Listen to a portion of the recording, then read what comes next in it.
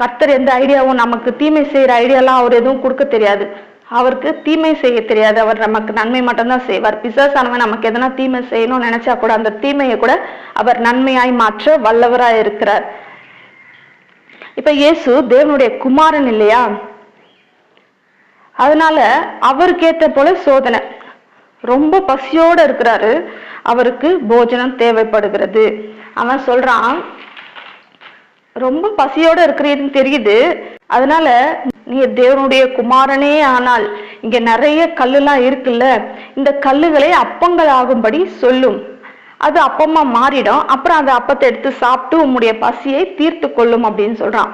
பாருங்க, அவனுக்கு நல்லா தெரியுது, அவர் சொன்னா அது அப்படியே ஆகும், கிறிஸ்து சொன்னா அது அப்படியே ஆகும்னு சாத்தானுக்கு நல்லா தெரியுது.